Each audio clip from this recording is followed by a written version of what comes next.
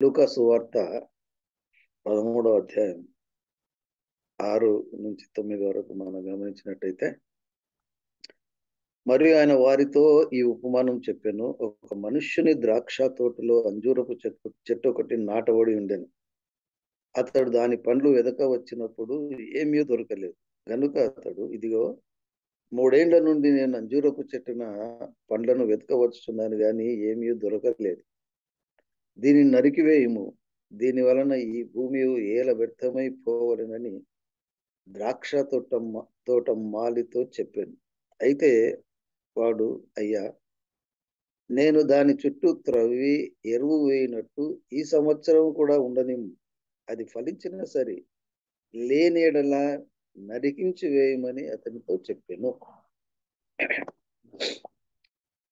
చదవబడిన లేఖన భాగంలో మనం గమనించినట్టయితే, ఒక అంజూరపు చెట్టు యొక్క ఉపమాన్ని యేసు ప్రభు తన శిష్యులతో తెలియపరుస్తున్నట్టుగా మనం చూస్తున్నాం. ఈ అంజూరపు చెట్టు యొక్క ఉపమానం మొదటిగా ప్రధానంగా ఇది ఇశ్రాయేలు జనాంగానికి సంబంధించినప్పటికీ వర్తిస్తున్నప్పటికీ, యేసు క్రీస్తునందు విశ్వాసం ఉంచిన వారిలో వారు ఆయన యందు నమ్మిక ఉంచున్నాం, విశ్వాసం ఉంచామని చెప్పుకుంటూ అపవిత్రతలో, పాపంలో తమ జీవితాన్ని ఇంకా మార్చుకోకపోతే అటువంటి వారి వ్యక్తులందరి కూడా ఈ యొక్క ఉపమానంలో ఉన్న భావం, అర్థం వర్తిస్తున్న విషయాన్ని మనం జ్ఞాపకం ఉంచుకోవలసిన వారం ఏంటున్నాం. దేవుడు మనకందరికీ పశ్చాత్తాపాన్ని, మారు మనసు పొందడానికి చాలినంత అవకాశం ఇస్తున్నాడు. అయితే ఎంత మనకు సమయం ఇచ్చినప్పటికీ దాన్ని నిర్లక్ష్యం చేస్తూ ఇంకను అజ్ఞానంలో, అపవిత్రతలో, పాపంలోనే జీవించినట్టయితే దాని పర్యవసానం ప్రతి ఒక్కడు, యూదుడైనప్పటికీ, హెల్లెనీయుడైనప్పటికీ, క్రైస్తవుడైనప్పటికీ, ఎవడైనప్పటికీ దాని యొక్క పర్యవసానాన్ని పొందక తప్పదన్న విషయాన్ని మనం ఇక్కడ తెలుసుకుంటున్నాం. నిర్దాక్షిణ్యంగా అతడు ఆ శిక్షను అనుభవించవలసినదే. ఇక్కడ మనకి దానికి ఇంకా మనకు మొదటి వచనం దాంట్లో గమనించినట్టయితే, పశ్చాత్తాపాన్ని గురించి, మారు మనస్సు గురించిన విషయాన్ని తెలియజేస్తూ ఈ ఉపమానం వారికి తెలియజేసినట్టుగా మనం చూస్తున్నాం. అదే 13:1 చూసినట్టయితే, పిలాతు గలిలయైన కొందరి రక్తం వారి బల్లతో కలిపి ఉండెను. ఆ కాలంలో అక్కడ ఉన్న కొందరు ఆ సంగతి యేసుతో చెప్పగా ఆయన వారితో ఇట్లెను, గలిలయులు అట్టి హింసలు పొందినందున వారు గలిలయులందరికంటే పాపులని మీరు తలంచున్నారా? వారు గలిలయులందరికంటే పాపులని మీరు కారాన్ని మీతో చెప్పుచున్నాను. మీరు మారు మనస్సు పొందని ఎడల మీరందరూ అలాగే నశించరు. మీరు మారు మనస్సు పొందని ఎడల మీరు కూడా అలాగనే నశిస్తారు. దాని తర్వాత కింది భాగంలో మనం చూసినట్లయితే, మరియు సిలోయములోని గోపురము పడి చచ్చిన 18 మంది యెరూషలేములో కాపురం ఉన్న వారి అందరికంటే అపరాధులుగా ఎంచుతున్నారు. 18 మంది గోపురం కూలిపడి చనిపోయిన తర్వాత వారందరూ యెరూషలేములో వాళ్ళందరికంటే వారి పాపం మీరు అనుకుంటున్నారా? కాదు కాదు. మీరు మారు మనస్సు పొందనేలా మీరును అలాగే నశించకూడదు. మారు మనస్సు పొందాలి, పశ్చాత్తాపం పొందాలి. దిస్ ఈస్ దేవుడు మనల నుంచి ఆశిస్తున్నాడు, అందరి నుంచి కూడా ఆశిస్తున్నాడు. మారు మనస్సు తగిన ఫలమును ఫలించుడి. బాప్తిసం ఇచ్చి యోహాను కూడా అరణ్యంలో ఏం చెప్తున్నాడంటే, అందరూ అతనితో బాప్తిసం తీసుకోవడానికి వస్తున్నాడంటే సర్ప సంతానమా, రాబో వృతం తప్పించుకోవడం మీ బుద్ధి చెప్పినవాడు. మారు మనస్సు తగిన ఫలములు ఫలించుడి. మీరు ఫలించలేకపోతే మీరు శిక్షకు గురవుతారు. గొడ్డలి చెట్ల వేరున ఇప్పుడే పెట్టబడినది, జాగ్రత్త. ఎవడు ఫలించకపోతే, ఏ చెట్టు ఫలింపకపోతే అది నరక వేయబడి అగ్నిలో పడవేయబడును. అయితే ఇక్కడ ఈ అంజూరపు చెట్లు మనం గమనించినట్లయితే, దానికి 3 సంవత్సరాల నుంచి యజమాని కనిపెడుతున్నాడు. ఆ అంజూరపు చెట్టు కాపు వచ్చిన కాలము తరువాత 3 సంవత్సరాలు కనిపెడుతున్నాడు. ఆ మొలకన్నప్పుడు కాదు, ఆ అంజూరపు చెట్టు ద్రాక్ష తోటలో వేయబడినది. అది కాపుకు వచ్చే సమయాన్ని నుంచి 3 సంవత్సరాలు కూడా కాపు లేదు. యజమాని కోపం వస్తుంది. దీని నుంచి నేల ఎందుకు చెడిపోవాలి, దీన్ని నరికివేయండి అంటే ఆ తోటమాలి అంటున్నాడు కదా, అయ్యా 1 సంవత్సరం ఈ సంవత్సరం నేను దాని చుట్టూ మంచిగా త్రవ్వి ఎరువు వేసి నీళ్లు కట్టి సరే ఈ సంవత్సరం అని అదన్నా ఫలించడానికి నేను తగిన ఏర్పాటు చేస్తాను, సమయం అది ఫలించిన ఈ సంవత్సరం కూడా అది ఫలించకపోతే, 1 సంవత్సరం కూడా ఫలించకపోతే నీ ఇష్టానుసారంగా చేయమని. ఇక్కడ తండ్రి అయిన దేవునితో యేసు ప్రభు కూడా మన జీవితాల్లో మనకు ఒక్కొక్క సంవత్సరానికి ఫలించని వ్యక్తి ప్రతి ఒక్కరికి కూడా సమయాన్ని ఇస్తున్నాడు. ఈ సంవత్సరం అయినా మన జీవితాల్లో ఎన్ని సంవత్సరాలు తొలగిపోతున్నాయి. మనం ఒక దినాన్ని గడిచిపోతుందంటే, 1 సంవత్సరం గడిచిపోతుందంటే మన జీవితకాలం తక్కువైపోతుంది. మన ఈ లోకంలో ఎంతవరకైతే ఆయుష్ ప్రమాణం దేవుడు మనకు కరుణించాడు దానికి సమీపంగా అవుతున్నాం. అయితే ఈ విషయాన్ని మనం అనేక సార్లు నిర్లక్ష్యం చేస్తాం. మనల్ని దేవుడు ఆశించిన ఫలితాలు మనలో ఉన్నావా? అంజూరు చెట్టు ఉపమానాన్ని గమనించినట్టయితే సారవంతమైన భూమిలో ఉన్నది ద్రాక్ష తోటలో ఉన్నది. ద్రాక్ష తోటకు ఏ విధంగా అయితే దానికి కంచె ఉంటుందో, కాపుదల ఉంటుందో, ఆ సారవంతమైన సారాన్ని గ్రహించుతుంది కానీ ఫలించడం లేదు. యేసు ప్రభు చివరి దినాల్లో బేతనియా నుంచి తిరిగి యెరూషలేమునకు వెళ్తున్నప్పుడు అతడు ఖర్జూరపు చెట్టు దగ్గర చూచి దాని దగ్గర ఏదన్నా ఫలాలు ఉంటావా అని పోయాడు. అతడికి ఆకలి కొనగా ఆ చెట్టు దగ్గర ఏమన్నా ఫలాలు పొందుకుంటా, ఆకలి తీర్చుకోవడానికి ఆ చెట్టు దగ్గరికి వెళ్తే అంజూరపు చెట్టు ఫలం లేకుండా అన్ని ఆకులే ఉన్నాయి. ద ఫుల్ ఆఫ్ ఫోలేజ్, అన్ని ఆకులు ఉన్నాయి కానీ పండ్లు ఒకటి లేదు. అంటే అది దానికి అది ఫలించే కాలం కాదు అని కూడా రాయబడింది. కానీ క్రైస్తవ విశ్వాస జీవితంలో ఎల్లప్పటికీ ఫలించాలి, సీజన్ ఆర్ అన్ సీజన్. అక్కడ ఆ చెట్టుకు కాపుదల లేదు, ఎవరు కాపు కాసిన లేడు. ఇన్స్పైట్ ఆఫ్ డెత్ అయినప్పటికీ దేవుడు దాన్ని శపిస్తాడు. మలత దినమే అది ఎండిపోతుంది. అయితే ఇక్కడ ఈ ద్రాక్షవనంలో నాటబడిన చెట్టు, దానికి ప్రొటెక్షన్ ఉంది, మంచి సారవంతమైన భూమి, నీళ్లు కడుతున్నారు, ఎరువులు వేస్తున్నారు, అన్ని ఇస్తున్నారు, కానీ అది ఫలించడం లేదు. ఇది మనం ఒకసారి అర్థం చేసుకున్నట్టయితే, లేకుంటే మనం చేసుకున్నట్టయితే క్రైస్తవ విశ్వాసికి ప్రొటెక్షన్ అంటే చర్చ్లో ప్రొటెక్షన్ ఉంది అంటే ప్రతి వారం దాన్ని పోషింపబడుతున్నాడు, వాక్యం ఉంది, అన్నీ ఉన్నాయి, కానీ ఫలించలేని పరిస్థితి ఉంటే యజమానికి ఎంత వేదన. దాన్ని కొట్టివేయమంటున్నాడు. మనకిస్తున్న ఆయుష్ను బట్టి మనల్ని మనం ఏ విధంగా సరి చేసుకునవలసిన పరిస్థితి ఉందో వాక్యభాగాన్ని బట్టి మనం అర్థం చేసుకున్నాం. ఆఖరి దినాల్లో ఉంటున్నాం మనం, మన ఈ సంవత్సరం చివరి దినంలో ఉంటున్నాం. ఇంకాను పశ్చాత్తాపం లేని జీవితం ఉంటే, ఆరు మనసు తగిన ఫలం ఫలించలేకపోతే ఆ యొక్క పర్యవసనం ఎంత తీవ్రతంగా ఉండదో అది గుర్తెరిగిన వారిలో యొక్క నూతన సంవత్సరంలోనికి వెళ్తున్నప్పుడు ఆ యొక్క పాత స్వభావాన్ని అందరినీ వదులుకోవడానికి, ఒక నూతనమైన ప్రారంభం చేసుకోవడానికి, ఆ మారు మనస్సుకు తగిన, ఆ పశ్చాత్తాపానికి తగిన ఫలం దేవుడు మన నుంచి పొందుతుంది. అదే మీరు మారు మనస్సు తగిన ఫలంలో ఫలించుడి, ఫలించకపోతే కొట్టివేయబడతావన్న వాక్యాన్ని ఇక్కడ మనం గమనిస్తున్నాం. గొడ్డలి చెట్ల వేరున ఉన్నది. అదే 3వ అధ్యాయం 9వ వచనం. అది ఫలించని చెట్టు నరకబడి అగ్నిలో వేయబడింది. అలాగే ఫలింపని ప్రతి వ్యక్తి మారు మనస్సుకు పశ్చాత్తాపానికి ఉమ్, ఆ తగిన ఫలం ఫలించలేకపోతే కొట్టివేయబడతాడన్న వాక్యం అనిపిస్తున్నాం. ఇక రిపెంటెన్స్ లేకుంటే పశ్చాత్తాపం మారు మనస్సుకు ఏ విధంగా ఉంటుందంటే మొట్టమొదటి అనుభవిస్తుంటే దేవుని దృష్టికి మనము పాపులమని గ్రహించాలి.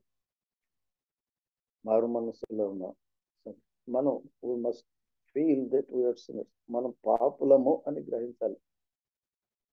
పశ్చాత్తాపంలో మొదటి మెట్టు అది అవుతుంది. దావీదు మహారాజు అతని జీవితం అతను రాసిన గ్రంథం అదే కీర్తనలు 51లో 3లో ఆ వాక్య భాగాన్ని మనం చూస్తున్నాం. కీర్తనలు 51:3 అంటే పాపంలోనే నేను పుట్టినాను, పాపంలోనే నా తల్లి నన్ను గర్భంలో ధరించినది, నా దోషం పోనట్లు నన్ను బావుగా కడుగుము, నా పాపం పోనట్లు నా పవిత్రము, నా అతిక్రమలు నాకు తెలిసే ఉన్నవి, నా పాపం ఎల్లప్పుడూ నాకు ఎదుటైనది, కేవలం నీకు విరోధంగా నేను పాపం చేస్తున్నాను అని అది పశ్చాత్తాపంలో ఉదయించేది. అది మొట్టమొదటిది. అంటే నేను అపవిత్రులను, పాపం చేసిన వాళ్ళను, అంటే నా పుట్టుకలోనే పాపం ఉంది, నా చర్యల్లో పాపం ఉంటుంది, నా ఆలోచనలో పాపం ఉంది, నా చూపులో పాపం, ఇవన్నిటిని పాపంలోనే ఉన్నాను. కాబట్టి ఆ విషయాన్ని అక్కడ మనలోనికి తీసుకొని రావాల్సింది. తర్వాత పాపమును బట్టి తీవ్రమైన ఆవేదన, అనుతాపం పొందుతాడన్నమాట. ఇది ఆ సుంకరి యేసు ప్రభువును ఎదుర్కొన్నప్పుడు కొండమీద ప్రసంగం చేసి దేవుడికి యేసుపై కిందికి వస్తున్నప్పుడు సుంకరి దూరం ఉంటుంటే అయా పాపి నేను నన్ను కరుణించుకున్నాను.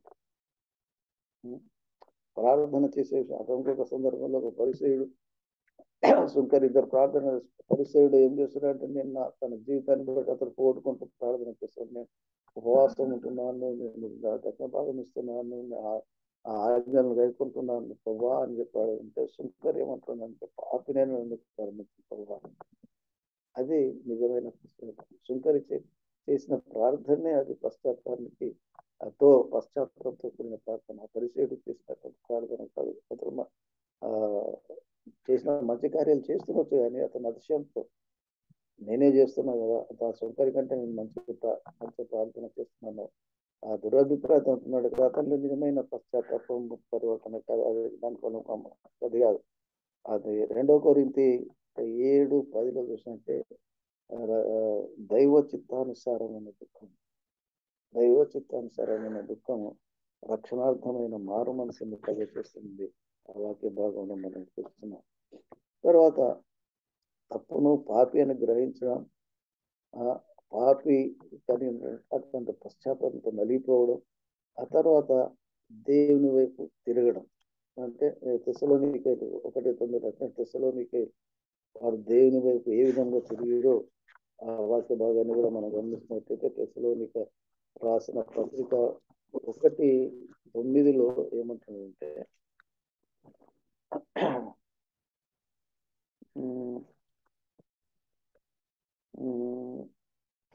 తెస్సలోనిక రాసిన పత్రిక 1:9 మీ యొద్ద మాకెట్టి ప్రవేశం కలిగిన అక్కడి జనులు మమ్మల్ని గురించి తెలియజెప్తున్నారు. మీరు మీ విగ్రహం విడిచిపెట్టి జీవం గలవాడును సత్యవంతుడు దేవుని దాసుడకు దేవుడు మృతుల్లో నుండి లేపిన యేసు అనగా రాబో ఉగ్రతను మనం తప్పించుకుని ఆయన కుమారుడు యేసు పరలోకం నుంచి ఎదురు చూస్తున్న మీరేలాగూ దేవుని వైపు తిరిగితిరో ఆ సంగతి వారే మాకు తెలియజేస్తారు. అంటే మీరు దేవుని వైపు ఎలాగో తిరిగినారో ఆ విషయాన్ని గురించి తెలియజేస్తున్నారని అపోస్తలుడైన పౌలు ఆ తెస్సలోనిక సంఘానికి తెలియజేస్తున్నట్టుగా మనం చూస్తున్నాం. అలాగే ఈ యొక్క అపోస్తల కార్యంలో 18:28 కూడా ఒక మాసం గమనించినట్లయితే అపోస్తల కార్యంలో 28:18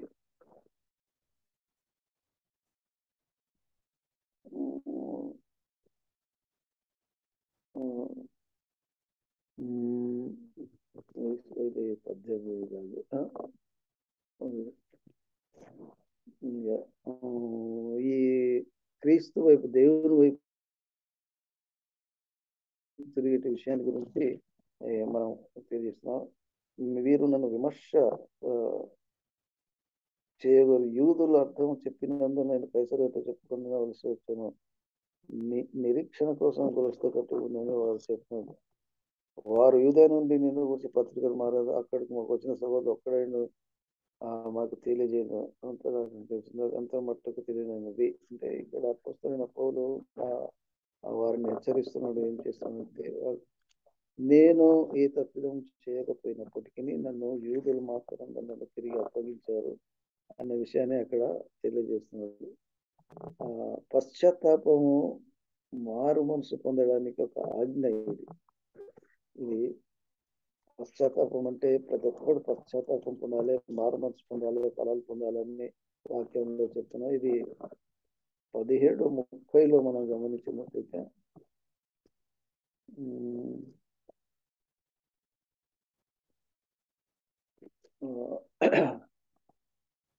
17:30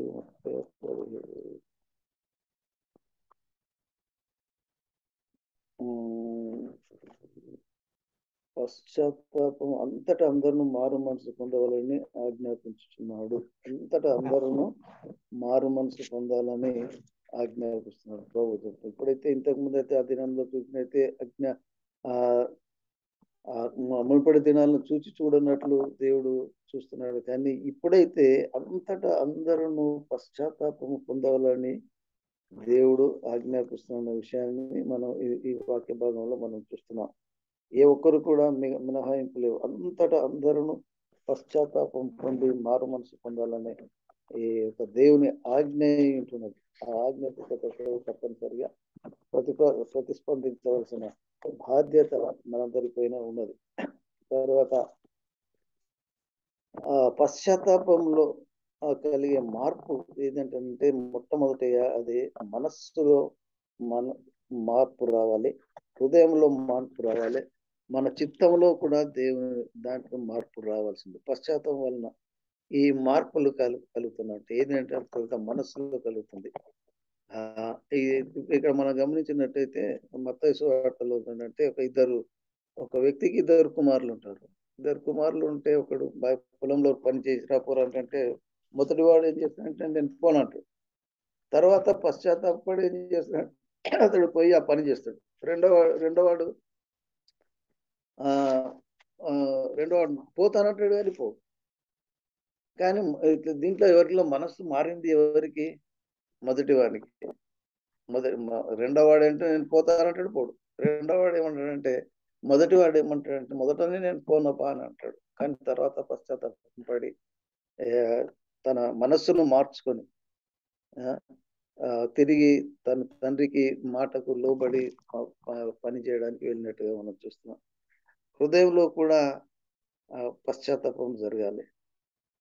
ఈ విషయాన్ని మనం ఇంతకుముందు చూసినట్లయితే కొరింథీ పత్రికలో 2 కొరింథీ 7:10 మనం ఈ వాక్య భాగాన్ని చూసినట్లయితే పశ్చాత్తాపం యొక్క అంటే దుఃఖం ఏ విధంగా వాళ్ళు పరివర్తన కలుగుతుందో ఆ విషయాన్ని 2 కొరింథీ 7:9 అదే విషయంలో మనం చదివినాం. అది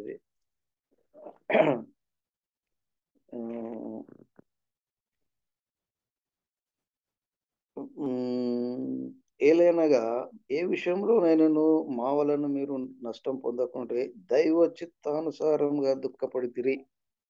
కొరింథీయులకు రాస్తున్నాడు. దైవ చిత్తానుసారమైన దుఃఖము రక్షణార్థమైన మారు మనస్సును కలుగచేయు. ఈ మారు మనస్సు దుఃఖమును పుట్టించదు. లోక సంబంధమైన దుఃఖము మరణం కలుగచేయు. కానీ దైవ చిత్తానుసారమైన దుఃఖం అది మారు మనస్సును కలుగచేస్తుంటే, హృదయంలో ఉన్న ఆ వేదన, ఆ బాధ, ఆ యొక్క పరివర్తన పశ్చాత్తాపం చెందవలసినటువంటి ఆ దుఃఖం మనకి రక్షణార్థమైన మారు మనస్సును కలుగజేసేది. అది హృదయంలో నుంచి, హృదయాంతర్భాగంలో నుంచి వచ్చే మార్పును అది తెలియజేస్తుంది. ఇంకోటి మన చిత్తం, మన విల్, ఒకటి మనస్సులో పరివర్తన, హృదయంలో పరివర్తన, మన చిత్తంలో కూడా ఆ పరివర్తన కలగాల్సిన వారం అయితేను. ఆ పశ్చాత్తాపడిన కుమారుడు తండ్రితో దూరం వెళ్ళిపోయి తిరిగి పశ్చాత్తాపడి తిరిగి వస్తాడు కదా. తన ఇష్టం ఏమంటాడంటే, తండ్రి నేను పరలోకమునకును నీ ఎడలను పాపం చేసి తిని, పరలోకమునకు నీకు నేను పాపం చేసినాను అనే విషయాన్ని అతడు తెలియజేస్తున్నట్టుగా మనం చూస్తాం. 18:20 అన్నట్టు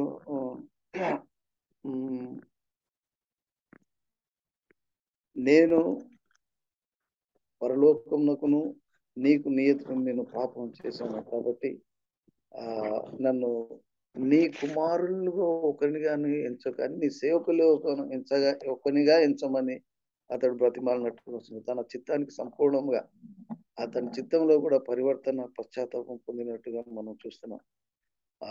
ఈ విధముగా మారు మనసుకు తగిన ఫలములు అంటే మనం హృదయంలో పరివర్తన రావాలి, మనస్సులో పరివర్తన రావాలి, సొంత చిత్తంలో ఆలోచనలో కూడా పరివర్తన రావడం, అదే పశ్చాత్తానికి మారు మనసు కలిగిన ఫలితం అనే విషయాన్ని మనం జ్ఞాపకం చేసుకుంటాం.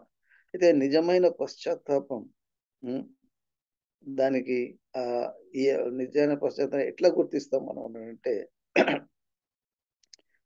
మత్తయి 16లో మనుష్యులు మీ సత్క్రియలను చూచి పరలోకమందు మీ తండ్రిని మహిమపరచినట్టు వారి ఎదుట మీ వెలుగును ప్రకాశింపజేయుడి అంటే, నిజమైన పశ్చాత్తాపము మనం ఒకరి హృదయంలో కలిగినప్పుడు అతడు మంచి కార్యాలే చేస్తాడు, చెడు కార్యాలకు స్వస్తి పలుకుతాడు. అదే చెడు ఆలోచనే చేయడు.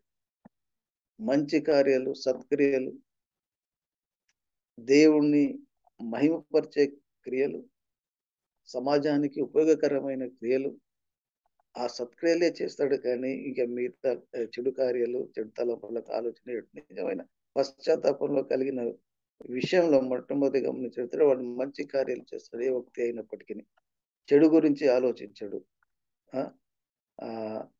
ఎఫ్ఎస్సి 2:10లో కూడా చేసినట్టయితే, సత్క్రియలు చేయుటకై మనం క్రీస్తునందు సృష్టింపబడిన వారము అంటే, సత్క్రియలు మంచి కార్యాలు చేయడానికే మనం క్రీస్తునందు సృష్టింపబడిన వారము.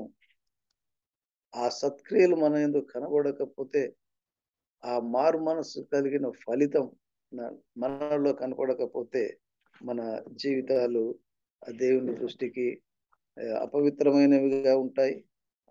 ఆయన చిత్తాన్ని మనం నెరవేర్చని వారంగా ఉంటాం అన్న విషయాన్ని మనం గమనిస్తున్నాం. నిజమైన పశ్చాత్తాపం అంటే అతడు మంచి కార్యాలు, దేవునికి ఇష్టమైన కార్యాలు, సమాజానికి ఉపయోగపడమైన కార్యాలు, పశ్చాత్తాపం పొందిన నిజమైన పశ్చాత్తాపం పొందిన వ్యక్తిలో మనం చూస్తాం. అయితే ఇంకోటి, అయితే సహోదరులను, ఇతరులను కూడా క్షమించే మనస్సు అతనిలో ఉంటుంది. స్టెఫెన్ విషయంలో మనం గమనించినట్టయితే రాళ్లతో కొట్టబడతారు. అతడు ఏ నేరం చేయలేదు.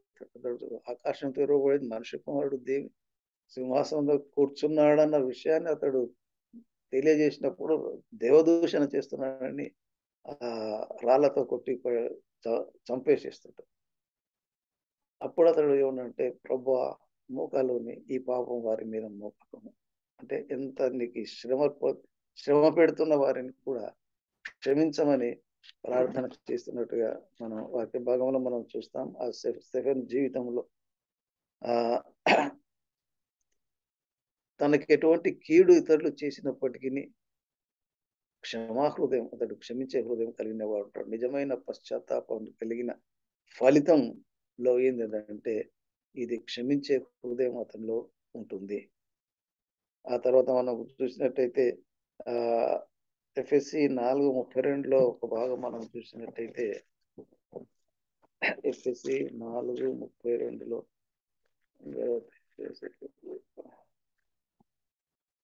4:32లో అంటే, క్రీస్తు నందు ఒకని ఎడల ఒకడు దయ కలిగి కరుణా హృదయులై క్రీస్తునందు దేవుడు మిమ్మును క్షమించిన ప్రకారము మీరును ఒకరినొకరు క్షమించుడి. క్రీస్తు యేసునందు దేవుడు మిమ్మును ఎలాగో క్షమించినాడో మీరును కూడా ఒకరినొకరు క్షమించుడి. అంటే పశ్చాత్తాపంలో కలిగిన నిజమైన పశ్చాత్తాపంలో కలిగిన మార్పులో ఇది క్షమించటం ఒక లక్షణం అనే విషయాన్ని మనం చూస్తుంటాం. ఆ తరువాత అతడు తిరిగి వెనక్కి వెళ్ళడు. అంటే ఒకసారి వెలిగింపబడిన తర్వాత నిజమైన పశ్చాత్తాపం మారుమనసు అతనిలో కలిగినప్పుడు అతడు తిరిగి పాత జీవితానికి తిరిగి వెళ్ళాడు. ముందుకే వెళ్తాడు. కొత్త జీవితాన్ని, నూతన జీవితాన్ని అలవరుచుకుంటాడు. ఈ విషయంలో మనం గమనించినట్లయితే లూకా సువార్త 9:22లో ఏమంటంటే, నాగటి పైన చేయి వేసి వెనుక తట్టు తిరుగువాడు అతడు దేవుని రాజ్యమునకు వారసుడు కాడు. అంటే ఒకసారి వెలిగింపబడిన తర్వాత, లేకుంటే పశ్చాత్తాపం పడిన తర్వాత, మనస్సు మారిన తర్వాత తిరిగి లోకాకర్షణకు గురై లోక సంబంధమైన జీవితాన్ని అలవర్చుకున్నప్పుడు ఇక పాప జీవితంలోనికి పాప స్వభావంలోనికి వెళ్తే అది నిజమైన మారు మనసు కాదు. ఆధ్యాత్మికమైన మారు మనసు తగిన ఫలితం కాదు. ఇప్పుడు దేవుడు ఏమంటాడంటే, యేసుప్రభువు ఏమంటాడంటే, నాగటి పైన చేయి వేసి వెనుక చూచువాడు దేవుని రాజ్యమునకు వారసుడు కాడు. కానీ ఈ విషయంలో మనం గమనించినట్టయితే అంజూరపు చెట్టు ఉపమానం గురించి మనం ఎలాగో అతన్ని ఫలింపకపోతే ఎలాగో నరకబడి అగ్నిలో వేయబడుతుందో మానవ జీవితం అంటే ప్రాముఖ్యంగా ఈ శ్వాస యొక్క జీవితం కూడా మారు మనసు తగిన ఫలం పొందడం. ఫలాన్ని ఆశిస్తున్నాడు దేవుడు, వాళ్ళ నుంచి ఏం ఆశిస్తున్నాడు? పశ్చాత్తాపము మారు మనసు పొంది దానికి తగిన ఫలం పొందుతాడు. ఈ ఫలాలు మనం ఫలించకపోతే మన జీవితం వ్యర్థమైపోతుంది. మనకు ఎంత సమయం దేవుడు అనుగ్రహిస్తున్నాడు, ఆ సమయాన్ని సద్వినియోగం చేసుకుంటున్నామా, లేక తిరిగి యథావిధిగానే మన పాత జీవితానికి, లేకుంటే టేక్ ఇట్ ఈజీగా తీసుకుంటున్నాం. క్రైస్తవ జీవితం అంటే చాలా బాధ్యతతో కూడినది, ఒక క్రమశిక్షణతో కూడిన ఈ యొక్క క్రైస్తవ జీవితానికి మనం అలవాటు పడుతున్నాం.